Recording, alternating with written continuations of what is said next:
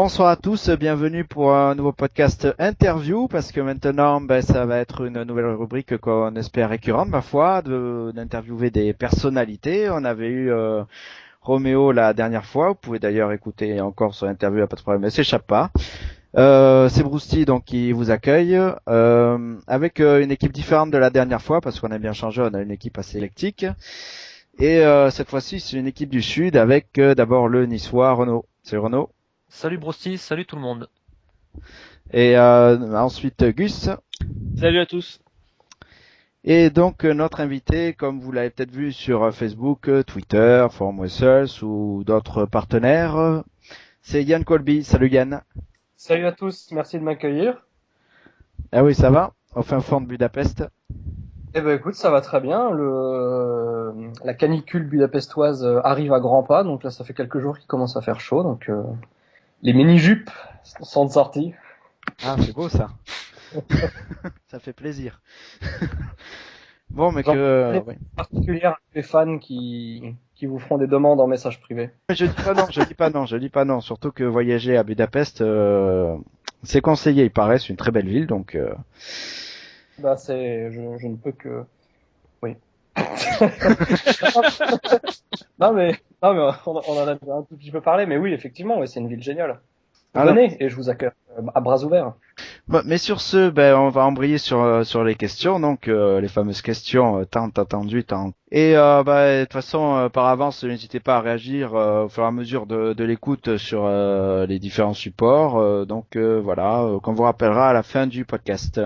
Mais donc d'abord, on va commencer par les questions sans transition. Hein, je fais pas de jiggle dans ce cas-là. C'est les questions pour mieux te connaître. Donc, je vais commencer par te demander comment tu as découvert le catch. J'ai découvert le catch d'une manière pas très originale et je pense comme la plupart d'entre vous et la plupart d'entre nous. Je devais avoir une dizaine d'années quand je suis tombé sur le catch sur Canal+.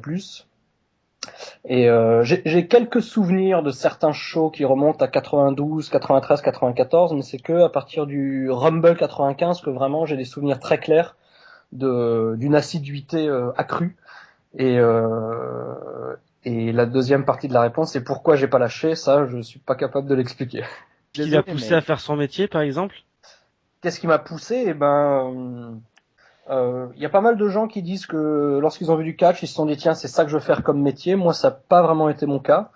C'était plutôt quelque chose qui me faisait rêver, mais au fur et à mesure des années et des rencontres, je me suis rendu compte que c'était éventuellement envisageable, puis éventuellement possible, puis possible.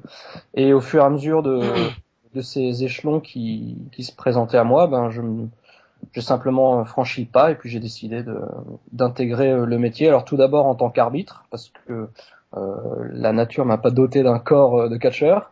Et puis un peu plus tard, par contre, quand c'était possible, je me suis lancé dans le ring. Tu peux nous raconter ton parcours dans les fédérations françaises, en fait? Comment ça s'est passé exactement? T'es passé par plusieurs fédérations? Pour mes débuts, non, j'étais uniquement avec la ICWA, avec Pierre Booster Fontaine, et comme vous avez eu également Roméo la semaine dernière, donc c'est avec lui que j'ai commencé mes entraînements en même temps que lui. D'ailleurs, c'était, si je dis pas de bêtises, août 2006, le premier stage qu'on a fait ensemble. Donc avant ça, j'étais aussi à la ICWA, mais par contre j'arbitrais. Donc là, c'était à partir de octobre 2004 où j'ai fait mon premier show en tant qu'arbitre. Et à partir de là, quasiment tous les mois ou tous les 2 mois minimum, il y avait un show ICWA, des fois plusieurs fois par mois. Et jusqu'à ce que je puisse débuter, c'était en mai 2007.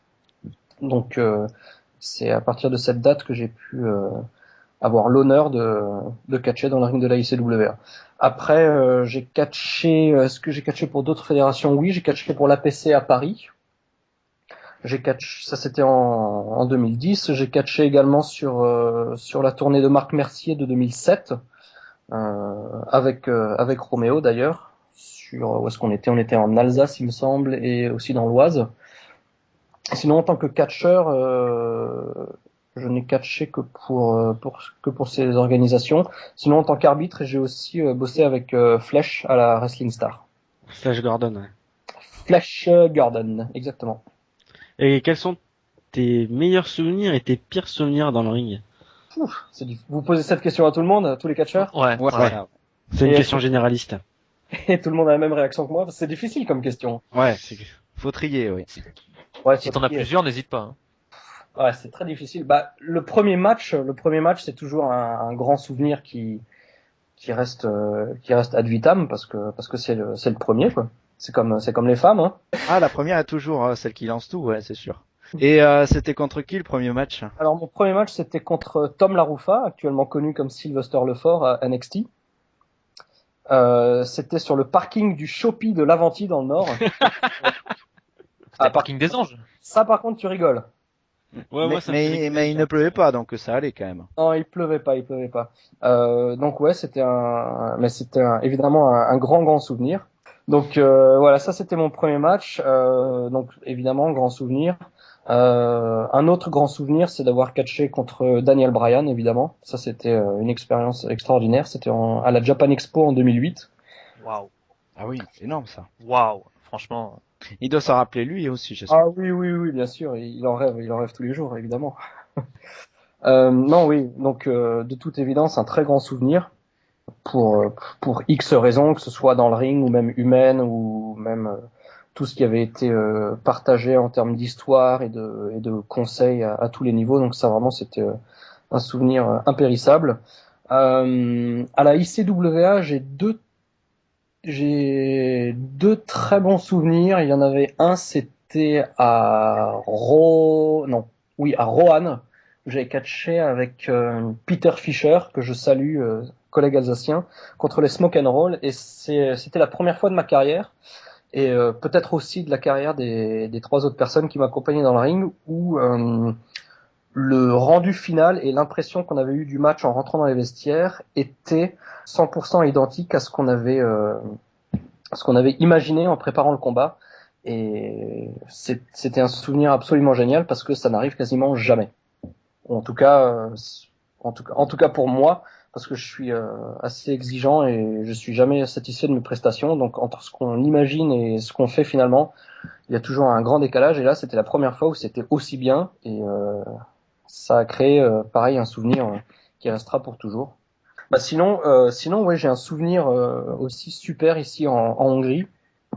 C'était l'été dernier où on a fait un show à l'issue duquel il y avait un rumble dans lequel on a fait gagner mon ami hollandais Gabriel Angelfire. Et à l'issue de cette victoire, en fait, on a formé un clan composé d'étrangers. Donc il y avait Gabriel Angelfire, Kent, un Russe, Zafar Amin, qui est un Hongrois, mais qui a une gimmick pas de berbère, mais Israélien, non, un peu, non? non, surtout pas algérien. Et puis et moi-même, donc le français. Et après ce Royal Rumble, Zafar a fait une promo, et ensuite moi aussi j'ai fait une petite promo en hongrois. Et là, la foule s'est déchaînée avec une violence apocalyptique, si je puis dire. Ah oui. Et J'ai l'objet? oui, mais alors je mens pas, mais c'est NWO de 97 puissance 15, quoi. On a pris tout ce que vous pouvez imaginer dans la tête. Et en rentrant dans les vestiaires, on a éclaté de joie parce que c'était la première fois de ma vie où j'ai vu qu'on avait réussi à susciter une émotion on ne peut plus pure, crue et réelle de la part du public. Et de manière générale, c'est quand même ce qu'on essaye de véhiculer quand on fait du catch. Et là, vraiment, on avait créé donc ce groupe de heal, et on avait réussi à créer cette réaction du public. C'était vraiment exceptionnel. Et bon, des fois un petit peu effrayant vu ce qu'on ramassait dans la tronche, mais bon, il suffisait de prendre les trucs et de leur renvoyer dessus, et puis ça se démontait la sauce encore plus. C'est sûr, oui. Et sinon, bon, bah, on va passer à l'autre versant, les pires. Tu t'es déjà blessé assez gravement, Colby, dans un ring? Assez gravement, je dirais non. J'ai vu ta poitrine sur des photos Facebook, c'est pas gravement, mais je veux dire, c'est déjà assez impressionnant.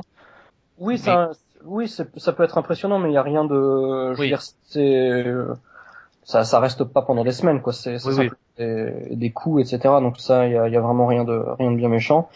Non, en 2010, lors d'un Royal Rumble, quand on avait fait des enregistrements télé à la ICWA, j'avais mal négocié ma sortie de ring et je m'étais déboîté l'épaule et, euh, et ça avait un petit peu cassé mon entrain à cette période.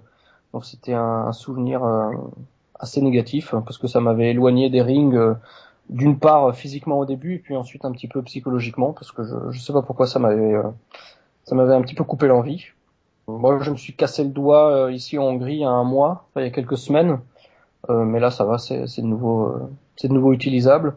Sinon, non, de manière générale, j'ai été assez chanceux et j'ai jamais eu de grosses, enfin en tout cas, on va dire de vraies blessures qui va nécessiter une intervention chirurgicale, pardon. Donc, je touche du bois. Ah, c'est sûr, nous aussi. Pas vraiment de souvenirs très très négatifs. Ok. Ah, c'est parfait. Bon, on souhaite que ça continue comme ça. Ouais. Et sinon, quel serait, si tu voulais, comme ça, choisir un adversaire, rêver, tu prendrais qui? C'est une bonne question. Mort, vivant, retraité. Ce que tu veux. Toute époque, c'est vrai que ça peut être quelqu'un qui a arrêté, parce que Roméo nous avait dit par exemple Shawn Michaels, donc voilà. Shawn Michaels, évidemment. Alors, il y a deux parties à la réponse, je dirais, parce qu'il y a d'abord la partie de ceux qui m'ont fait rêver, pardon. Donc, oui, il y a évidemment Shawn Michaels, Steve Corino, Mick Foley ou Austin. Ça, c'est des gens, enfin, ça, c'est plus pour la partie rêve et des gens avec qui j'ai grandi quand j'étais plus jeune. Par contre, de là à savoir, enfin, c'est même sûr de pouvoir sortir un bon match avec cette personne, là, il y a encore un grand écart, donc je sais pas si ce serait une super idée de nous faire catcher ensemble. Par contre, ouais, aujourd'hui, j'aimerais beaucoup bosser avec, j'aimerais énormément rebosser avec Sylvester Lefort, si l'occasion m'en était donnée un jour, parce que ce serait cool de se refaire ça après les années où on avait travaillé ensemble à la ICWA en 2007-2008, même 2009 si je dis pas, non 2008. Beaucoup de catcheurs. Moi, je suis beaucoup plus axé sur la partie show que sur la partie athlétique. Donc, au risque de décevoir certaines personnes, je vais pas forcément mentionner des Dolph Ziggler ou des Tyson Kidd ou des gars comme ça, mais des personnes qui ont des gimmicks très prononcés comme Fandango par exemple, ou des catcheurs comme ça. Moi, c'est vraiment ce genre de gars qui m'inspire et avec qui j'aimerais beaucoup partager du temps sur le ring. La dimension divertissement, donc oui, quand Oui. même. Oui, plus. Et j'aimerais bien aussi, si l'occasion m'en était donnée, de recatcher contre Daniel Bryan et Roderick Strong, avec qui j'ai catché aussi en 2007. Parce qu'à l'époque, malheureusement, enfin en tout cas malheureusement entre guillemets, c'est que j'étais encore beaucoup trop jeune dans le métier. Et j'aimerais vraiment aujourd'hui recatcher avec ces personnes, avec mon niveau d'aujourd'hui, parce que je suis sûr que ce serait 1000 fois plus fun et ce serait un souvenir encore plus cool que je pourrais mentionner dans notre interview de 2017. C'est pas faux, bah, on leur passe l'appel. Surtout Roderick Strong, ma foi, ça pourrait. C'est jamais. On va embrayer sur ta carrière présente, donc. On sait que tu as eu plusieurs rôles dans le cadre jusqu'à présent. Tu as été commentateur aux côtés de Christophe Ajus et de Philippe Chiro. Tu as été leur joker. C'était en 2010, si mes souvenirs sont bons. Octobre et novembre 2010, ouais, exactement. Ouais. Comment cela s'était fait et pourquoi as-tu arrêté? Alors pourquoi j'ai arrêté? Parce qu'il n'y avait plus besoin de joker. Mhm. Pourquoi ça ne s'est pas refait? À l'époque, je pouvais parce que mon boulot de l'époque me permettait de commenter pendant la journée, pendant les enregistrements au studio AB. Comment ça s'est fait? En fait, c'était tout simplement Christophe Ajus qui m'a contacté en me disant Philippe sera pas là telle et telle date. Est-ce que comme toi t'es sur Paris, est-ce que ça te branche? Et j'ai tout naturellement dit oui. Et puis probablement ma prestation de l'époque qui était, je pense, assez passable. Ouais, moi quand je dis pas mal, ça va quoi. Bon à l'époque je commençais juste à regarder donc je suis peut-être pas assez impartial mais Ouais, donc tu lui as donné le goût au catch, Agus. Hein. ben, Voilà. en quelque sorte oui parce que au début j'avais connu Yann Colby. Ouais. C'était sur un duo Ajus Colby que j'avais entendu parce que je me rappelle d'avoir entendu ta voix et pas celle de Philippe. Ma voix suave. Tu l'as connu comment, Christophe Ajus, Yann? Ça s'est fait comment? Par internet? Alors Christophe Ajus, c'était le voisin d'un mec qui était dans le même collège que moi, fan de catch lui aussi. Ouais. Et puis en fait, bah lui, il avait Internet dès le début de l'arrivée d'Internet, donc vers 97. Donc il a eu accès tout de suite aux cassettes ECW, FMW, enfin les trucs un petit peu obscurs qui étaient absolument impossibles d'obtenir. Et puis bah en fait, il m'avait mentionné qu'il avait un autre pote fan de catch, parce qu'à l'époque il y avait pas Internet, donc quand on connaissait deux personnes dans la même ville, c'était déjà les cerveaux explosaient dans tous les sens tellement c'était improbable. Et puis en fait, ce voisin, c'était Christophe Ajus. Donc je l'ai connu de là, je l'ai connu. Les premiers contacts que j'avais eus avec lui datent de 1997, je crois. Ah oui, ça fait un petit moment, ça fait 15 ans. Ouais. Oui, Christophe, c'est un de mes plus vieux amis d'une part de la vie réelle, mais surtout aussi du catch. Que je salue d'ailleurs, Christophe, je t'embrasse si tu écoutes. Je sais Ah que oui, il écoute d'ailleurs. Ouais, il écoute, ouais. Donc moi j'ai passé plus dans ce qui se passait en ce moment. Tu luttes donc en Hongrie pour je vais peut-être botcher la prononciation, on va voir, la Hungarian Tant mieux. Championship Wrestling. Wrestling. Voilà, ouais. Tu peux nous raconter un petit peu cette expérience justement, comment tu y es arrivé déjà Alors, la genèse de l'histoire, c'était lorsque j'ai arbitré un show en Belgique en octobre 2011. J'avais un pote gallois là-bas qui s'appelle Rhys Murphy, qui catchait, et on parlait un petit peu de nos vies perso, etc. Et je lui parlais de mes projets de déménager à Budapest, et il m'avait dit qu'il avait été en contact une fois avec un gars d'ici qui avait une structure. Donc évidemment, je me suis empressé de le contacter pour lier des liens. Et puis lorsque je suis arrivé à Budapest fin 2011, début 2012, j'ai rejoint la structure d'abord en tant qu'arbitre parce que j'avais pas recommencé à catcher depuis ma petite blessure à l'épaule qui m'avait un peu démotivé. Et au fur et à mesure, en revoyant la motivation de la part du staff déjà, et aussi des fans et de l'engouement qu'il y avait tout autour de la HCW ici, ça m'a vraiment donné envie de retourner dans le ring. Donc c'est là que je me suis un petit peu posé des questions en me disant comment est-ce que je pouvais un petit peu réinventer mon personnage et essayer d'avoir un fresh start, comme on dit. Et puis voilà. Et j'ai refait mon premier combat en juin 2012. Et depuis, ça se passe très bien. Donc, tu es vraiment du genre à jouer sur le côté français dans les shows? Pas du tout, en fait. Pas du tout. Il y a une partie où oui, j'en joue. Parce que je suis le français, un peu le connard, etc. Le français de service. Le français de service, exactement. Et il y a beaucoup de choses historiques qui lient la Hongrie à la France de manière négative, notamment le traité du Trianon. Pour ceux qui ne connaissent pas le traité du Trianon, je vais pas l'expliquer, mais je vous invite à aller sur Wikipédia. Et vous comprendrez pourquoi la Hongrie déteste. Non, en deux mots, c'est que le traité du Trianon a fait perdre plus de 60% de son envergure géographique à l'empire hongrois et austro-hongrois. Donc forcément, tout le monde déteste le Trianon. Donc il y a ce côté français qui est lié à ce que détestent les Hongrois historiquement. Mais sinon, par rapport à, par exemple, Roméo qui joue beaucoup avec le côté français à Atlanta et en Georgie, moi j'en joue pas du tout. J'ai pas de drapeau ou de choses comme ça. Et dans sa globalité, le catch en Hongrie, c'est perçu comment là-bas? C'est populaire? C'est très populaire, mais le paysage est totalement différent à celui qu'on peut retrouver en France et aux États-Unis. C'est-à-dire que nous, on est en situation totale de monopole, c'est-à-dire qu'il y a une structure qui génère toute l'activité du catch. Donc, s'il y a des fans de catch qui veulent suivre du catch hongrois en Hongrie, ils n'ont pas trop le choix et il y a que nous. Donc forcément, déjà ça crée une grande symbiose avec les fans parce que ça fait une grande famille, très grande d'ailleurs, parce qu'il y a des shows où on dépasse les 1500 personnes. Mais sinon, au-delà de ça, oui, c'est très populaire. Il y a beaucoup d'engouement et les gens, ils savent tout. Enfin, des fois, il y a des fans après les shows qui viennent me parler de détails sur moi ou je sais pas d'où ils ont chopé ces infos, mais en tout cas, c'est toujours très touchant et oui, ils sont vraiment à fond. Et les salles où tu te produis, c'est un petit peu le même genre de salle ou vous faites des tournées en Hongrie ou juste ciblé sur Budapest? Alors, on est plutôt ciblé sur Budapest dans la majorité des cas. On a commencé dans une petite salle un petit peu obscure. Ensuite, on a bougé dans une autre où on a atteint les 600-800 personnes. C'était en fait une espèce de bar, discothèque, mais quand même de très grande taille. Pas comme ce qu'on peut retrouver à la WXW. Je sais pas si vous avez déjà vu leur show. Ouais, c'est vrai, ouais. En Allemagne, ouais. Où ils sont 300 et ils sont agglutinés au bord du ring. Nous, c'est des espaces qui étaient déjà à l'époque un petit peu plus grands. On pouvait quand même mettre 800 personnes avec des barrières et un espace autour du ring, espace vital, on va dire. Donc voilà, et puis petit à petit, on a bougé dans des salles plus grandes pour avoir ensuite, oui, presque 1000 personnes, enfin entre 800 et 1000.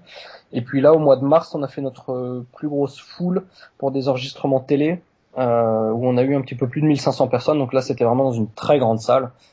Et c'est super. Et sinon, on tourne aussi à Szeged, qui est une ville dans le sud du pays, avec la frontière serbe, où on a un gros show chaque année, où aussi cette année, on a eu pour la 3e année consécutive à peu près 1300 personnes. Donc c'est toujours l'événement annuel, niveau catch bien sûr, de cette ville. Donc voilà. Mais sinon, au niveau médiatique, est-ce qu'il y a un relais au niveau des médias nationaux, régionaux? Oui, alors au niveau des médias papier, etc., sur Internet peut-être un petit peu moins, mais en tout cas, on a cette année pour les shows de mars, août, octobre et novembre, on a un deal qui est signé avec une chaîne nationale sur laquelle passe d'ailleurs la VVE. Et en fait, on a un show. Ah bah non, d'ailleurs, je dis une connerie. Il y a encore aussi le show du mois d'avril qui a été diffusé. Donc 5 shows sur l'année. Qui ont été diffusés donc sur cette chaîne nationale dans un format, si je dis pas de bêtises, 1h20, enfin 1h35 je crois d'émission avec un quart d'heure de pub ou quelque chose comme ça. Et en fait l'émission c'est un récap du show et par contre ça c'est top parce que ça nous donne énormément de visibilité. C'est une chaîne équivalente à peut-être quand même pas W9 ou c'est quoi D8 maintenant, c'est ça? C'est ça, ouais. Ouais, des C'est D8, ouais. Peut-être pas aussi grosse que celle-là, mais en tout cas des chaînes nationales qui sont sur la plupart des bouquets de base qu'on peut avoir sur le triple play, enfin internet, télé, etc. Là-bas aussi, il y a le système TNT, donc comme ici, c'est intégré aux chaînes publiques gratuitement, c'est ça? C'est pas alors pour la TNT, j'ai pas envie de vous dire de bêtises. Moi, je sais que depuis que je suis là, j'ai une box avec un téléphone, internet et la télé, avec une centaine de chaînes ou un truc comme ça. Donc c'est assez similaire à ce qu'on peut retrouver en France. Par contre, je sais pas si sans les box, on a accès gratuitement à de la TNT comme c'est le cas chez vous, parce que je peux plus dire chez nous maintenant. À noter que si les audiences sont jugées bonnes par le diffuseur, il y aura aussi des shows hebdomadaires l'année prochaine. C'est ce que tu m'avais dit. Ouais, en fait, ça c'est le plan à moyen et long terme, c'est d'essayer de choper des bonnes audiences, en tout cas suffisamment bonnes pour que la chaîne ait envie de faire un show hebdo, parce que c'est vers quoi ils aimeraient tendre si c'est possible et si c'est viable niveau audience pour eux. Et tu sais pas alors quelles sont les audiences actuelles du show ou pas du tout encore, pas encore communiqué. D'accord. Et où en es-tu précisément au niveau actualité actuellement à la CW, sachant que par exemple on avait vu que il y a 2 mois tu as challengé le champion PG Hooker, enfin je sors l'accent, et que je crois que j'ai vu que ce n'est plus le champion depuis, c'est justement tu avais parlé de lui tout à l'heure, Zafar Amin.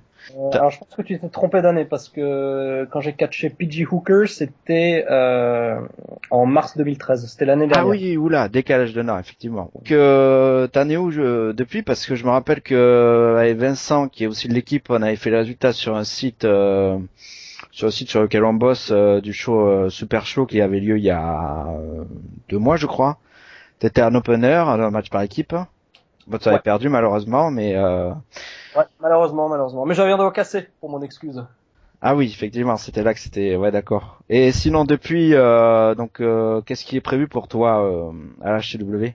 Alors, ce qui est prévu pour moi dans un premier temps, c'est pas ce week-end, le week-end prochain, je vais faire un séminaire à l'école HCV, comme on dit ici. Donc, je vais faire un séminaire d'une journée avec les catcheurs. Donc, un séminaire de niveau, enfin pas pour les débutants et les élèves, les catcheurs en herbe, on va dire. Et le 28 juin, ce que je viens de poster d'ailleurs ce soir, on a un show old school.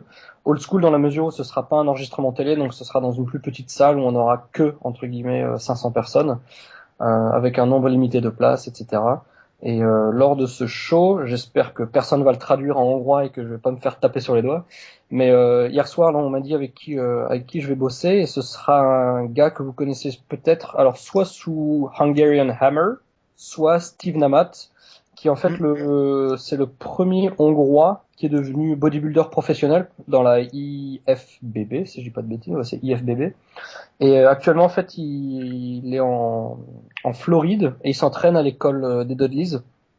Et là il sera de passage à Budapest et donc du coup on s'est débrouillé pour qu'on catche ensemble. Et donc c'est une nouvelle que j'accueille les bras ouverts et avec le cœur plein de joie parce que c'est quelqu'un que je connais un petit peu, il est super cool et ça me fait vraiment plaisir de bosser avec un mec qui a à la fois la vision hongroise et aussi la version US du catch et notamment dans une école aussi réputée que celle des Dudleys, donc je pense que ça va le faire et j'ai vraiment hâte de comparer nos musculatures. Oui, c'est vrai. Effectivement, ouais. Niveau musculation, par rapport à la France, t'en as pris en Hongrie des muscles? Oui, un petit peu, on va dire. Parce Oui. que bon, tu me diras, le nerf du catch, des fois, pour progresser encore plus haut, c'est avoir encore plus de muscles. Je me rappelle Roméo, par exemple, nous disait que, par exemple, à la WWE, il fallait vraiment avoir des muscles, voilà, se muscler fortement pour aller dans les grosses fédérations. Donc, t'as pas eu besoin spécialement de te muscler plus en Hongrie.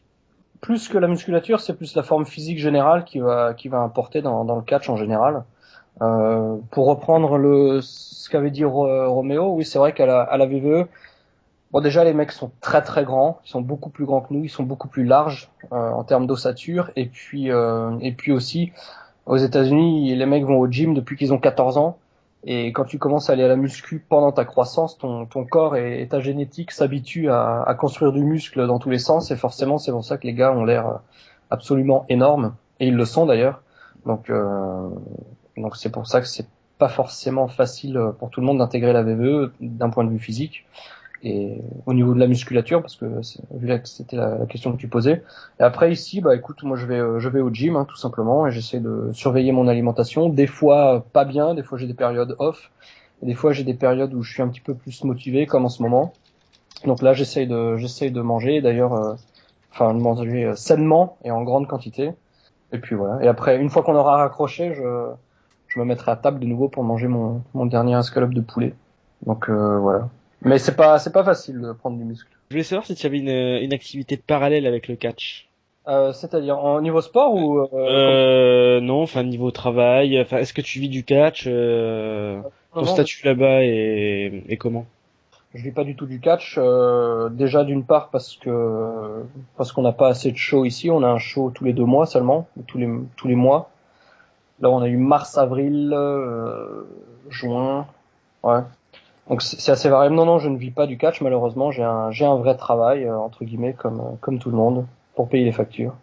D'accord. Et quel est-il si c'est pas trop Je travaille chez BP, le pétrolier. Je travaille chez BP dans la branche aviation civile, donc c'est tout ce qui concerne l'aviation, mais qui n'est pas des compagnies aériennes. D'accord. Et sinon, bon, sans donner des chiffres, parce que c'est quand même un petit peu indiscret, je sais bien. Combien de litres consomme l'aéroport Et... je voulais savoir, la paye pour les shows, c'est une paye régulière C'est une pige, ouais, c'est un forfait quoi que je bosse ici à la TV ou que je bosse pour David Michel à la Ligue nationale de catch comme c'était le cas c'était quand? C'était il y a 3 semaines? Oui, il y a 3 semaines. C'est c'est le cachet que je demande pour ma prestation. Et c'est ce qui se fait de manière générale partout en Europe, partout aux États-Unis, jusqu'au moment où on signe un contrat avec une bah, confédération quelconque? voilà, ouais. On peut dire que tu es un freelancer, entre guillemets, parce qu'il n'y a pas d'obligation de contrat d'exclusivité avec la Voilà, fédération. ouais, exactement. D'accord. Et sinon, depuis la Hongrie, est-ce que tu gardes un rapport avec le catch français quelle distance as-tu éventuellement? Je dirais que le rapport reste encore un tout petit peu lointain, mais ça tend à se rapprocher, en espérant que 2014 et 2015 nous amènent de bonnes surprises. Il n'y a pas d'exclu à faire quand tu parles des années, là. Non, c'est juste Ok. parce que je me projette, tout simplement. Ah, mais Mais c'est très bien. Oui. j'ai catché à la LNC il y a quelques semaines. L'année dernière, j'étais pendant plusieurs mois en région parisienne, donc j'avais eu la chance de catcher pour la ICWA Japan Expo contre Daisuke Sekimoto, entre autres. D'ailleurs, si Booster m'écoute, une énième fois, je lui demanderai de m'excuser pour pour mes prestations qui étaient pas au niveau parce que j'avais des petits soucis de santé à l'époque. Mais voilà. Mais en tout cas, oui, ce serait avec grand plaisir que je reviendrai en France ou même en Belgique pour recatcher, soit pour la ICWA ou pour d'autres structures qui jugeront que ma présence peut être appréciée et appréciable sur les shows. Et sinon, du coup, t'es pas fixé qu'en Hongrie, tu fais des allers-retours et tu luttes parfois donc en France, ouais. Parfois, oui, ça reste quand même très très sporadique. Oui, mais très rare, ouais, comme t'as dit, mais. ça s'est déjà fait et ça s'est moins fait, comme j'avais dit, parce que j'avais des soucis de santé pendant à peu près une année. Et là, ça tend à revenir à la normale. Donc, j'espère que je vais revenir en France et même dans d'autres pays européens pour m'amuser un petit peu. Alors, Colby, est-ce que Oui. tu reviendras en France s'il y a Raven dans le show? Je m'explique. Parce que on a eu Roméo là récemment, donc en interview, qui nous a dit que tu lui avais un peu servi de chauffeur, de guide, limite un peu de larbin en quelque sorte. Tu peux un peu nous expliquer la chose? Ouais, je vois tout à fait. Donc Révolution 4 avait eu lieu à Suffelweiersheim, ville de laquelle est originaire Christophe Ajus. Mhm. Effectivement, Raven était booké et comme moi j'étais sur la région, je devais le chercher à l'aéroport un vendredi matin à Francfort, si je dis pas de bêtises. Donc je suis allé le récupérer à l'aéroport et puis après moi le reste de la journée, une fois que je l'avais ramené en région, sur Strasbourg, j'avais prévu de faire d'autres trucs, notamment de chercher d'autres catcheurs, par exemple Tom Laroufa qui venait sur l'aéroport de Strasbourg et d'autres choses comme ça. Donc la journée était le début de matinée, on va dire, où toute la matinée était bloquée par Raven, mais après le reste de la journée était déjà programmé avec pas mal d'activités diverses et variées. Et à ma grande surprise, Monsieur Raven voulait voir des boutiques gothiques à Karlsruhe, il voulait faire pas mal de choses. Et du coup, moi j'étais un peu le cul entre deux chaises parce que je devais forcément lui servir. Ouais, c'est vrai que à la fin de la journée, on va dire larbin, mais il a fallu faire encore plus d'allers-retours entre les villes allemandes où il voulait se balader et les villes françaises où moi je devais aller ou même les aéroports pour récupérer des personnes. Donc c'était un petit peu le bordel. Et effectivement, en fin de journée, c'était et puis c'était toute la journée. Il changeait d'avis, il y avait tout le temps autre chose. Et je suis passé du grand fan parce que j'adore Raven et j'adore sa vision du business et la psychologie la vision qu'il a des combats et tout ça.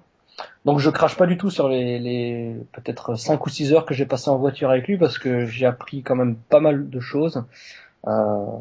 Des choses qui, avec mon niveau d'expérience de l'époque, qui était d'à peine 4 mois, j'étais à des années-lumière de pouvoir concevoir, donc c'était un grand souvenir à ce niveau-là, mais c'est vrai qu'après, j'ai fait le taxi et j'ai fait le larbin toute la journée jusqu'à minuit le soir, où il a fallu lui récupérer un hôtel en dernière minute parce qu'il voulait pas dormir là où on lui avait réservé un hôtel qui était près du show, etc. Oh là. Donc c'était le bordel et c'est vrai que j'en avais eu marre au point de pas décrocher. Je peux quand même me vanter de pas avoir décroché. Mon téléphone a sonné et qu'il y avait marqué Raven dessus parce que le lendemain, le matin, il m'avait rappelé et puis je me dis ah putain non là je peux pas. Il me faut encore un petit peu de temps pour oublier tout ce qu'on a vécu hier. Ah ouais, en effet, enrichissant, mais Ah, ouais, un peu épuisant, c'est sûr. Non, mais disons que sur le moment, on était tous ensemble avec Ajus, Roméo et tout le monde. Donc sur le moment, on était quand t'es dans les tranchées, t'es plus pris par l'ambiance négative du truc. Mais là maintenant, presque 7 ans après, j'en rigole et c'est un souvenir évidemment génial. Quelle impression ça te fait d'avoir été le dernier adversaire de Tom Laroufa avant qu'il devienne Sylvester Lefort à la WWE? Non, c'était pas moi. C'était pas toi? Non. C'est pas moi qui ai écrit la question, je le dis. Ah, vous voyez, je vous l'avais On dit. a été mal renseigné. Ah, mais c'est pas grave. Non. J'ai été effectivement le dernier adversaire de Tom Laroufa à la ICWA en août 2008. Attendez. Oui, août 2008, avant qu'il parte à la Wrestling Star chez Flash Gordon. Et par contre, après, quel est son véritable dernier adversaire sur le sol français avant C'est pas David Michel? Peut-être, ça je ne sais pas. C'est impossible parce qu'ils se sont rencontrés pas mal de fois. Avis aux amateurs, donnez-nous l'info. Mais là, je vais pas vous dire de bêtises, donc je sais pas. Et du coup, quel effet cela se fait-il de voir ton pote Laroufa à la WWE? Bah, c'est évidemment génial, quoi. C'est Tom LaRufa, c'est un personnage à part entière. Quand de par son comportement, de par son style vestimentaire, de par tout, de par qui il est, c'est quelqu'un qui est toujours sorti du lot 1000 fois plus que tout ce qu'on peut voir dans la vie de tous les jours. Et s'il y avait une personne qui devait arriver à catcher à la VVE, bah c'était lui. Et de voir que tous les efforts et tous les sacrifices qu'il a fait depuis que je le connais, de voir que tout ça, ça paye enfin, et ben c'est vraiment un grand bonheur de le voir là-bas. Ouais. Et pour parler d'autres noms marquants avec qui tu as travaillé, est-ce que tu te rappelles de quelques noms ensuite que tu as croisés dans des fédérations? Parce que par exemple, je vois que sur YouTube, il y a un match féminin où tu accompagnes, désolé, j'ai un peu perdu le nom malheureusement. Execute, lorsqu'elle affrontait C'était en Suisse, c'est ça, voilà. C'était en Suisse début mai, début mai 2012. Ouais. Et voilà, il y a Shana qu'on avait eu en interview d'ailleurs. Et... Oui, oui. Ouais. Bah Shana, oui, très sympa. C'était très sympa de bosser avec elle, ouais. Il y a des grands noms avec qui t'as bossé, Colby? Des noms vraiment connus du public. Là, on a parlé de Raven, mais est-ce que t'as déjà... Il y avait Brian avant, oui. Brian, ouais. Aussi, ouais. Est-ce que tu leur as servi de larbin aussi à ces gens-là ou... Non, Tu étais sur le show de Vampiro, non? En tant qu'arbitre. Oui. Ouais, Bon, c'est ça. Hein. En tant que catcheur, oui, j'ai catché donc Tom LaRufa, parce que quand même maintenant c'est pareil. Ah oui. Roderick Strong, Daniel Bryan, Chad Collier aussi, pour les fans un tout petit peu plus puristes. Raven, donc j'ai pas vraiment bossé avec lui, mais il m'a quand même mis un DDT devant le public, donc ça compte, on va dire. J'ai catché, je sais pas, avec Pat Schultz, avec Eric Schwartz, avec Joe Legend, très souvent. Ici en Hongrie, il y a eu Generico qui est venu, il y avait souvent Tommy End aussi est venu quelques fois. Tankwa et Gabriel Angelfire qui sont aussi des très bons noms européens avec qui j'ai partagé des vestiaires en tant qu'arbitre aussi. Donc il y avait Vampiro. Une fois j'ai arbitré en Allemagne sur un show où il y avait attendez pas que je dise de bêtises. Bah à l'époque il y avait Pac que maintenant les fans un peu plus récents doivent connaître comme Adrian Neville. L'anglais, ouais, champion NXT, ouais. Ouais, donc déjà à l'époque il avait un truc comme 19 ans avec un physique absolument à couper le souffle et il faisait des pirouettes que personne n'avait jamais vues. Sur ce show il y avait aussi Marufuji. Non pas Marufuji, je dis des bêtises. Comment il s'appelle Il y avait Ricky Marvin et l'autre merde. Taiji Ishimori, c'est ça? Taiji Ishimori, punaise, la honte. Ouais. Moi, je connais un peu le catch japonais, c'est pour ça. Je devrais mieux le connaître, je devrais réviser mes classiques. Donc il y avait lui aussi. J'ai partagé des vestiaires avec Chris Masters, avec il y avait qui sur... C'est l'air d'un gars cool, Chris Masters. Est-ce que tu peux nous en dire plus? Ouais, Chris Masters, il est vraiment, c'est vraiment le mec. Enfin, il y a pas grand chose à dire sur lui, quoi. Il est vraiment super cool. Il se prend absolument pas la tête. Il est vraiment top. Sur ce show, il y avait aussi, oui, donc il y avait Tajiri, Shelton aussi qui était là. Donc ouais, pas mal de names et à chaque fois c'est vraiment un grand plaisir de discuter avec eux parce qu'on a on apprend énormément simplement en discutant et en écoutant ce qu'ils ont à dire et quand ils partagent des histoires et des expériences. Et les discussions t'ont amené à changer parfois ton approche du catch, à modifier certaines choses dans l'entraînement, ou choses comme ça par exemple? Oui, assez rapidement en discutant notamment avec Raven et Daniel Bryan, c'était de faire doucement, d'une part pour se protéger et puis pour pouvoir le faire le plus longtemps possible. Et oui, si je peux, d'ailleurs il y a un catcheur italien, je crois, si je dis pas de bêtises, qui s'appelait Lothar. Je sais pas, j'ai aucune idée s'il catch encore, mais je l'ai affronté lors de mon deuxième combat. Et il m'a donné le conseil que j'utilise le plus souvent, c'est que si tu crois que tu vas trop doucement, il faut que tu ailles encore plus doucement. Parce que si tu crois que tu vas trop doucement dans le ring, tu vas vouloir faire trop vite, et c'est là que tu vas faire des conneries. Donc si tu te dis que ça va trop lentement dans le ring, eh ben tu ralentis encore plus, et là tu seras sûr de prendre ton temps et de faire des choses cohérentes et qui auront un sens pour l'histoire du match et pour le show que tu essayes de faire. Bonne morale, ma foi. Quelle fédération suis-tu assidûment? Est-ce que tu suis la WWE, la TNA, ROH? Personne ne suit la tienne. Ah, écoute, je demande. Hein. Pas des miracles, hein. Ouais. La TNA, non, je ne suis pas la TNA. Ah bah, qu'est-ce que je disais? WWE? WWE, oui. WWE, les pay-per-view inconditionnels, les Raw un petit peu moins, mais j'essaye de me prendre le temps de les regarder, mais c'est pas toujours facile. SmackDown, je regarde pas, par contre je regarde des fois NXT. Tu Mais regardes quand il y a Tom? non, même pas. J'essaye de regarder quand je peux. Mais évidemment, s'il y a Tom, de toute évidence, je regarde. Il était passé d'ailleurs il y a 2 ou 3 semaines, il me semble. Ouais, c'est ça, oui, il y a 2 semaines, ouais. Il était avec Marcus Louis, ils avaient démarré leur équipe, les Légionnaires, ouais. Entre El Local et Kalisto. Ouais. Et sinon, je suis la Pro Wrestling Guerrilla. PGW. Excellente fédération californienne, ouais. J'aime beaucoup. Des fois, leurs shows sont un peu indigestes, donc il faut couper le visionnage en 2 fois parce qu'il y a beaucoup. Mais sinon, oui, ces deux-là. Et puis, de manière générale, c'est pas vraiment, je suis pas un produit de manière assidue. Je vais plutôt essayer de piocher dans des combats récents ou même dans des combats vieux ou voire très vieux pour essayer de trouver mon compte. Donc, j'ai pas vraiment de courant de pensée ou quelque chose comme ça. Mais Tu de étais un manière, fan? oui, je suis plus la VVE, ouais. Ouais, d'accord. Et tu étais un fan de la WCW quand elle était encore en vie? Ou c'était Oui, pas oui. ta... Ouais. À partir du moment où la WCW a commencé à passer sur Canal en janvier 97, Hmm. bah, je comprenais pas trop ce qui se passait, de toute évidence, mais je me suis dit, bon, bah, c'est du catch, donc forcément j'aime, quoi. Ouais, Donc d'accord. j'ai continué à regarder, oui, j'étais fan. Ah putain, c'est de l'eau pétillante, quoi. J'ai acheté une bouteille d'eau et je croyais que c'était de l'eau plate, en fait c'est de l'eau pétillante, donc je vais essayer de contenir mes rots pendant le podcast, désolé. Oh, on est habitué ici. Hein. Oui, surtout avec toi, oui. Alors tu étais à la Nouvelle-Orléans en avril pour WrestleMania 30.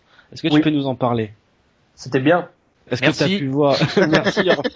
Oh, ben, c'est concis, hein, c'est toujours très précis. Est-ce que tu as pu voir Tom du coup? Non, on n'a pas réussi à se trouver Ah un merde.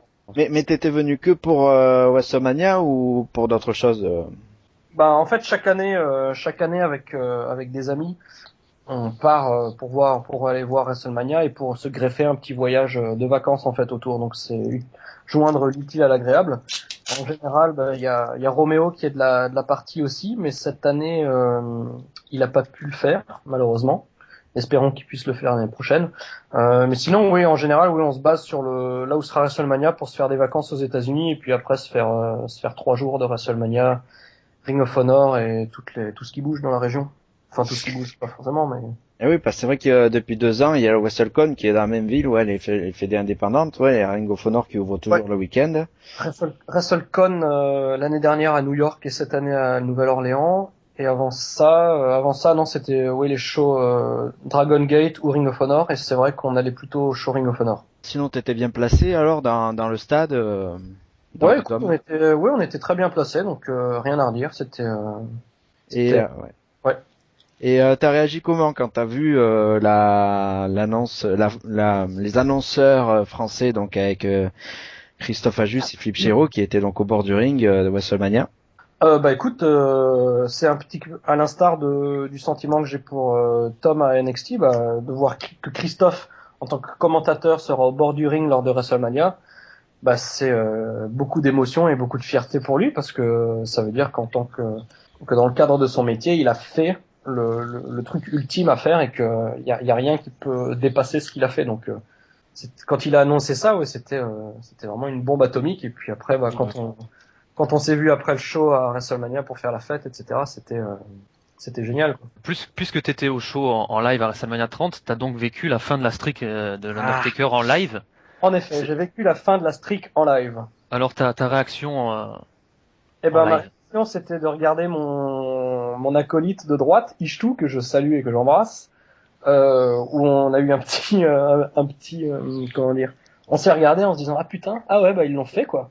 Et par contre, la foule, c'est vrai que tout s'est arrêté pendant, je vais dire, 1 minute, parce que nous, on avait, contrairement à vous, à la télé, où vous aviez les images des gens, Mmh. Oui. qui étaient complètement stupéfaits. Choqué, ouais. Ouais, voilà, stupéfaits, choqués, tout ce que vous voulez. Vous voyez que, enfin, il se passait quelque chose. Mais nous, dans le public, on n'avait rien pendant 30 ou 45 secondes. Donc tout le monde était abasourdi et il se passait rien. Et ensuite, on a seulement vu le 21-0, mais on n'avait pas on n'avait plus du tout sur les écrans le live que vous aviez en pay-per-view. Et donc du coup, il y avait une atmosphère très très bizarre où les gens savaient pas s'ils avaient raté ou s'il fallait y croire, s'il fallait pas y croire. Et c'était 90 secondes ou peut-être 2 minutes très très très particulières où personne n'y croyait et puis voilà. Mais c'est vrai que quand on y repense, c'était probablement cette année où c'était le mieux à le faire parce que pendant tout le match, quoi que faisait Brock Lesnar, les F5 dans tous les sens, etc., il n'y avait pas une personne dans le stade qui se disait qu'Undertaker pouvait le perdre. Et c'est vrai que au fur et à mesure, il y avait l'intérêt pour le match commençait à baisser de manière assez dramatique. Il n'y avait plus aucune ambiance, il se passait rien. Les gens n'en avaient rien à foutre en fait. Les gens attendaient simplement le tombstone qui allait faire le compte de 3. Et finalement, quand il a fait le F5 pour le compte de 3, là c'est là que tout a basculé, comme on dit. Là, tout le monde s'est réveillé. Puis la musique de Brock Lesnar n'a pas joué de suite en plus. Non, ouais, c'est ce que je dis. C'est ça aussi qui est surprenant. C'est normal parce qu'en même temps, il y avait un tout petit comité. En réalité, Shawn Michaels avait dit, ils étaient 4 ou 5 à peine à le savoir. Donc, mais Colby nous disait que c'était pas inscrit justement le 21-0, mais en plus de ça, ils ont pas mis de suite la musique de Lesnar. Tu te dis, est-ce que c'est vraiment fini ou pas? C'est ça. C'est vrai que la sensation en live doit être assez particulière. Ouais, exactement, oui, il y a eu un flottement de 30 secondes, à l'issue desquels on a eu le 21-0 . Où là, 21-1, non? Ah oui, merde! Lapsus. 21-1, pardon, ouais. Et c'est là que les gens se sont dit, ah oui, donc c'est bien vrai. Et donc il y a eu de nouveau un petit flottement avec toujours les écrans noirs et aucun retour du live du pay-per-view. Et ensuite il y a eu la musique et c'est là que ça a repris un petit peu. Mais oui, il y a eu ces 7 minutes 30, 2 minutes hors du temps, comme on dit. D'accord. Une question d'un auditeur, Dame Catch, sur le forum Wrestles, qui demande de ton avis sur cette nouvelle vague de catcheurs indépendants qui est arrivée à WWE. Bon, comme tu connais Brian un petit peu, les Rollins, c'est quoi, Cesaro et compagnie, t'en penses quoi? Qu'est-ce que ça peut apporter, quoi? Je suis très très fan. Rollins aussi, Roman Reigns n'était pas connu avant. Dean Ambrose, j'aime bien, mais quand il a brillé en indie, c'était pas la période où j'ai beaucoup suivi ce qu'il a fait. Donc j'ai pas été son annonce d'arrivée à NXT puis la WWE, c'était pas un truc qui avait totalement chamboulé mon quotidien parce que je l'avais pas connu lorsqu'il était dans les fédérations indépendantes. J'ai été John Moxley. Ouais. Sinon, qui c'est qu'il y a à NXT en ce moment? Sinon, ouais, tu disais, t'avais Adrian Neville, là, le champion. Adrian Neville. Adrian Neville, Sami Zayn, ouais. Bo Dallas. Non, on a dit des bons catcheurs, d'accord. Écoute, je pense qu'il va te faire mentir dans les mois à venir. T'es de retour en France du 1er, donc au 11 mai, tu nous l'as dit tout à l'heure. À quelle fréquence? J'ai jamais donné ces dates, là, il te l'a pas dit, c'est toi qui est allé... Si, non, il nous l'a dit tout à l'heure. Il y a 3 semaines. Non. Il nous a dit qu'il y a 3 semaines, il était revenu en France. Ah, superbe, les gars. Non, mais oui, j'ai catché en France. Je l'ai pas rêvé. J'ai jamais mentionné, là, j'ai pas dit j'étais en France du 1er au 11 mai. Ouais, c'est clair. Oui, c'est vrai, oui, bon. Alors, d'après ton Twitter personnel, donc, qui est Party with Colby, tu as été de retour en France, donc, du 1er au 11 mai. À quelle fréquence retournes-tu en France? Ma fréquence de retour en France est assez, occasionnelle. Voilà. Oui, d'une part occasionnelle, mais c'est pas du tout, il y a pas vraiment de fréquence, quoi. C'est au petit bonheur la chance quand il y a une raison, donc il y a pas vraiment de règles. Peut-être que j'y retournerai dans 1 mois ou 2, peut-être que j'y retournerai que dans 6 mois. Il y a pas de règles. D'accord. Et un départ aux US est-il envisageable dans le futur pour tenter ta chance dans une des big fédérations? Tout est toujours envisageable. Le rêve ultime, c'est la WWE. Oui, de toute évidence, ouais. D'accord. Là, on va passer donc une rubrique qu'on avait inaugurée avec Roméo, c'est l'interview décalée. Ah, cool. Donc, on va te demander donc ton avis sur quelque chose et puis tu réponds cash, voilà. Et il y aura des questions aussi. Faut commencer par ton avis sur les catcheurs. Mm-hmm. Ouais, alors là, légende du catch, on aimerait savoir ce que tu penses quand même de Hulk Hogan. Hulk Hogan, comme tu l'as dit, hein, une légende du catch. Il a Tu étais tout fan fait. plus quand t'étais jeune ou c'est pas un catcheur qui t'a forcément Je l'ai pas connu, je l'ai pas connu dans son apogée. plus Hollywood Hogan à la WCW? Ouais, voilà. Que penses-tu de Sin Cara? Sin Cara, lequel? Le premier, Botchman. Celui qui venait de la CMLL, quoi, ouais. Oui, Botchman. Bah, c'est vrai que son potentiel a pas pu être exploité à la WWE. Pourquoi, je sais pas trop. Si on se fie à ce qui se dit sur Internet, c'est plutôt des soucis de communication parce qu'il parle pas bien anglais, mais bon, ça, j'en sais pas plus. Mais sinon, la personne qui avait sous Sin Cara, donc Mystico, lui, évidemment, un athlète exceptionnel. Et tu penses quoi de Disco Inferno? Alors, Disco Inferno, en 2014, j'ai absolument aucun avis sur lui. Par contre, à l'époque de la VTCV 97, je pouvais pas le blairer. Ton avis sur Bray Wyatt? Bray Wyatt, j'adore. J'aime vraiment beaucoup. Alors attention à ta réponse. Hein. Ton avis sur le 3-time WCW World Heavyweight Champion, le King of Bada Bim Bada Boom Bada Bang, Diamond Dallas Page. Bah écoute, DDP, à l'époque de la WCW sur Canal, j'étais très très fan. Mm-hmm. Parce que comme j'ai jamais été très très intelligent ni réfléchi dans mon approche du catch, donc j'aimais pas les méchants, j'aimais les gentils, tu vois. Donc quand Oui. DDP a fait son face turn sur Scott Hall, après qu'on lui ait proposé de rejoindre la NWO, bah forcément j'étais super fan de DDP jusqu'à la fin. J'étais très très fan de DDP lors de son arrivée à la WWF c'était quoi, juin 2001, quand C'est il ça. faisait notamment au King, etc. Enfin les Raw avant le King et puis au King 2001. Donc très très fan. Après ça s'est un petit peu perdu dans les méandres de la WWE, mais sinon j'ai absolument rien contre lui et faudrait que je fasse du yoga. Non, mais sérieusement, je suis sûr que j'en tirerais un grand bénéfice, mais j'arrive pas à m'y mettre. Et de manière unanime, tous les gens qui ont essayé son yoga, le premier Jake Roberts et Scott Hall, tout le monde dit que c'est vraiment génial et qu'il y a des progrès à tous les niveaux. Donc faudrait qu'un jour je m'y mette. Que penses-tu pour finir de El Torito? Alors El Torito, écoute, j'aime beaucoup. J'ai beaucoup aimé le match d'Extreme Rules. Après, à la WWE, il fait très bien son rôle, hein, donc il fait bien son truc. Et par contre, j'invite à tous ceux qui trollent, comme vous dites, sur El Torito, de regarder des vidéos de Mascarita Dorada au Mexique, et je pense que vous allez tomber par terre plus d'une fois en voyant ce qu'il a fait. Et d'ailleurs, El Torito, tout comme Jim Duggan, Charles Robinson, je les ai croisés et j'ai discuté avec El Torito chez IHOP à Nouvelle-Orléans.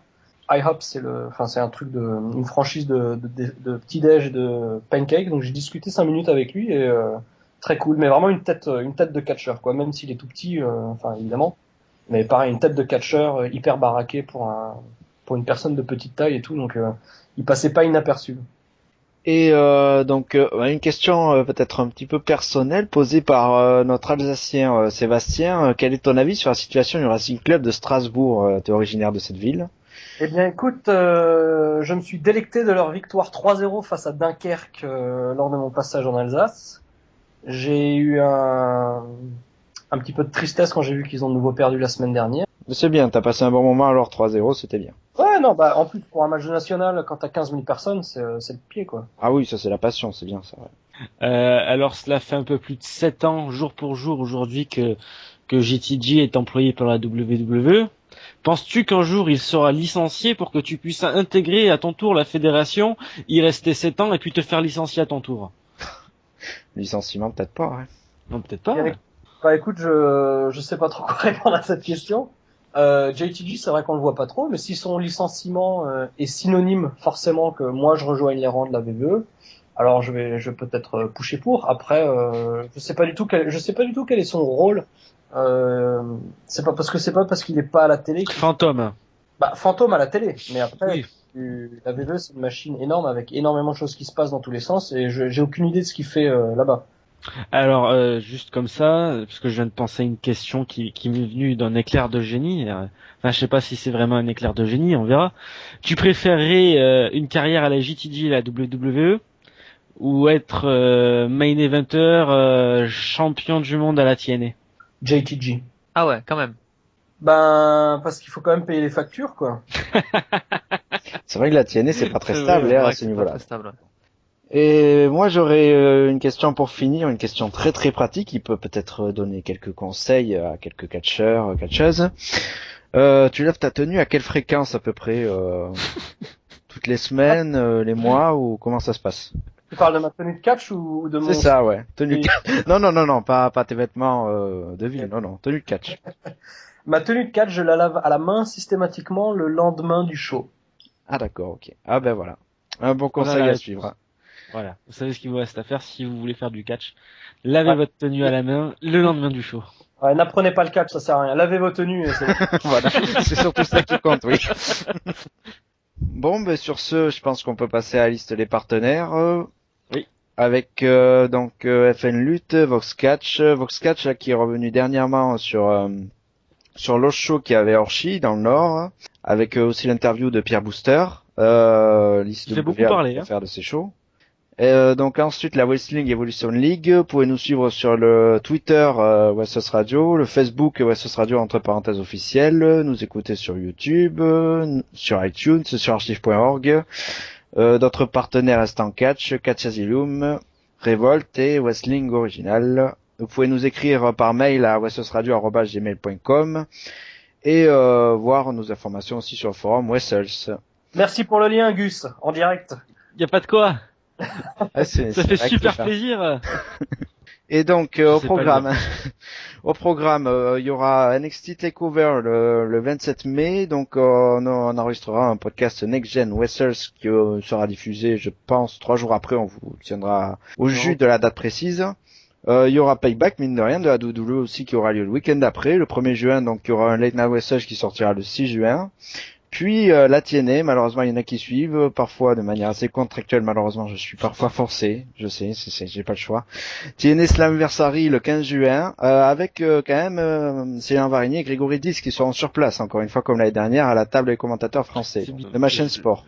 Et sinon, ben, il pourrait y avoir quelques petites surprises éventuellement qui pourraient se glisser au courant du mois de juin, donc on vous tiendra au courant. Il y aura quelques surprises. Ah bon? Ouais. Je dois dire des trucs là ou... Non, non, il n'y a pas d'infos précises. C'est pas Voilà. sur moi, c'est pas sur moi les... Non, non, non. Ah oui, un petit partenariat. Non, non. Ben, merci beaucoup donc pour ta présence, Yann. Merci pour cette interview complète. N'hésitez pas à réagir éventuellement si vous avez d'autres questions. Eh ben écoutez, oui, merci à vous de m'avoir accueilli. Facebook, voilà. Yann Colby sur Facebook, toutes mes actualités, souvent en hongrois malheureusement, souvent en anglais aussi, et ça ne tient aux promoteurs français de me ramener dans le pays si vous voulez un petit peu plus d'actu francophone, voilà. Alors, avant de se quitter, on a une question de Eva Bereni. Bereni, on dit comme ça. Il me semble que c'est une amie à toi qui demande. Plus grande fan. Alors Yann, tu sais pas au hasard mon adresse mail pour loguer sur Facebook. Il y a le cerveau de polype qui fuit et se souvient pas. Merci Michel. Oui, bah écoutez, je crois que là, il n'y a pas besoin de répondre à ça. On va pas. On a reçu ça, donc on va le faire quand même. Tout le monde. Ah non non non, comme tu veux. Hein. Je vais Tu pas donner, répondras en privé. donner une adresse mail et un mot de passe en direct. On n'est pas. Ah, que tu pourrais. Hein. Tout le monde va pirater le compte là, non? Il y a eu 154 millions d'adresses piratées chez eBay. Je vais pas en rajouter une. C'est vrai. Ouais. Non, bah écoute, ma très chère Eva, je te remercie beaucoup pour cette question qui me va droit au cœur. Et je vais essayer de monopoliser tous les moyens techniques et humains qui sont à ma disposition pour pouvoir revenir vers toi au plus vite avec une réponse complète et exhaustive. Voilà. Ça c'est de la réponse. Parfait. Éventuellement d'autres dédicaces. Eh bien, je dédicace un grand salut à tous les fans de catch qui me suivent ou qui m'ont suivi sur Internet et qui m'ont envoyé des messages ou encouragé ou autre chose. Un grand salut à tous mes amis qui écoutent peut-être, mes amis du métier qui écoutent peut-être cette interview, donc Roméo. À tes amis qui te reconnaîtront. Voilà, donc Roméo, Christophe Ajus, Célian Varini, Ishtou et Dimitri, qui sont aussi des acteurs importants du métier. Aussi Gianni Leone, qui est un très très bon ami du métier du catch, qui s'est entraîné aussi d'ailleurs chez les Dudleys. et qui est à présent de retour en Europe. Et voilà, donc et puis Boosty, et puis Peter Fischer, et je sais, tout le monde, je sais pas. Quand t'arrêtes de remercier, tu te dis que t'en as oublié 47, donc je remercie tous les gens avec qui j'ai pu partager des moments dans les vestiaires. Ça fait un petit peu lettre de suicide ou speech de retraite, mais voilà, je remercie tous les gens qui ont contribué à ce que je puisse vivre ma passion devant le public, et voilà. Ah ben parfait. Bah alors n'hésitez pas à réagir à cette interview donc sur tous les supports Facebook, Twitter, même sur la page de Yann parce que cette interview sera partagée aussi sur ta page donc n'hésitez pas et puis on va continuer à suivre avec intérêt ta carrière et puis en espérant que tu reviennes plus souvent en France bien sûr et puis que éventuellement comme tu l'as dit tout à l'heure tu puisses espérer voir encore plus haut. Voilà. C'est ce qu'on peut te souhaiter. Donc... Eh ben c'est très gentil de votre part. Et puis à très bientôt aussi sur le podcast. Hein. Ah oui, en effet, oui, plaisir. parce qu'on peut très bien faire le point à un moment donné. Donc, On peut faire le point, tu peux même venir une fois analyser un pay-per-view, pourquoi pas. Ah bah écoutez, avec grand plaisir. Hein. Je reste très fan dans mon approche du catch, donc analyser et regarder des pay-per-view, des choses comme ça, moi c'est des choses qui m'intéressent. Moi j'aime le catch avant d'être catcheur, donc il y a aucun souci, hein. Avec grand plaisir. Ah d'accord, parfait alors. Mais c'est acté. Une prochaine fois et puis on vous souhaite un bon dimanche soir si vous l'écoutez juste après sa sortie ou bonne semaine ou faites je sais pas bonnes occupations quoi un peu comme dans les Guignols là je fais et et puis à la prochaine pour d'autres numéros et surtout n'hésitez pas à réagir. Merci beaucoup à Yann encore et puis à la prochaine voilà. Ouais. Je répète. À ciao. Bisous à tous. Zoubi. Salut les amis.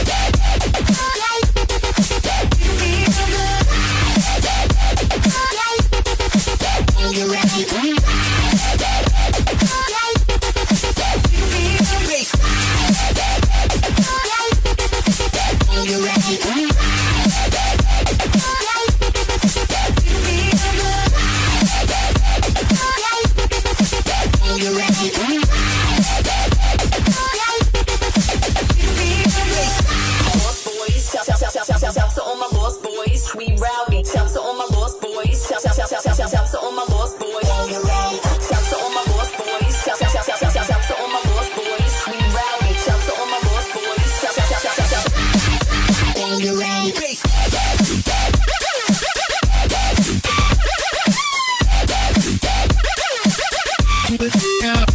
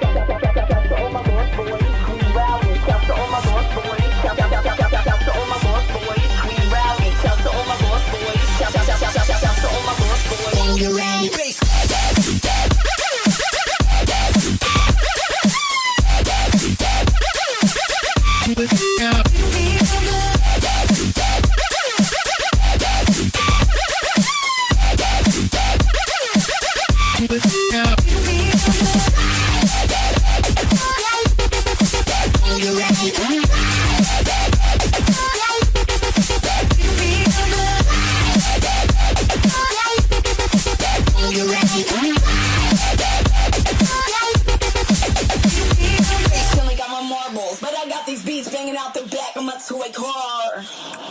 Hey yo, I'm eating Fun Dip right now. Not giving a fuck.